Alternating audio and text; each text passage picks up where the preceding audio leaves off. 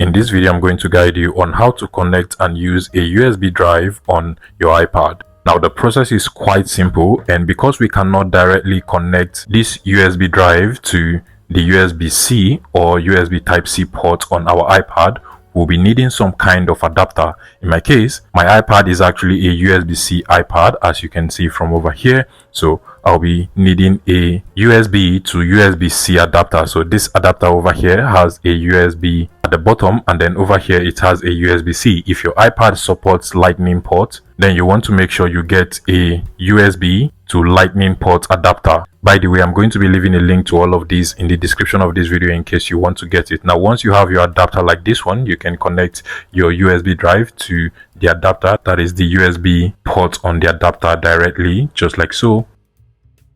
You can now connect the USB-C part of the adapter directly to your iPad. Now, once you connect it to your iPad, you're actually not going to get any pop-up or notification on your iPad. But at this point, what you want to do is to locate the Files app. Now, if you go over to the home of your iPad, you can literally see the Files app from over here. But if you cannot find it from over here in your own case, you can swipe down like so and then just search for Files using the keyboard over here, and you should be able to find the app. So go ahead and open up the Files app. And from the Files app, wherever it takes you to, you just want to tap on this icon over here to open up the side menu. So tap on it, just like so. You're going to see the side menu, and just over here, you can literally see my USB drive. You can go ahead and open it up. If you cannot find yours, just make sure you tap on the location to open up the drop down, and you should be able to find your USB drive from over here. Now, you can literally see all of the folders on my USB drive. You can go over to downloads to find all of your downloads. And at this point, if you want to move some files or content from your USB drive to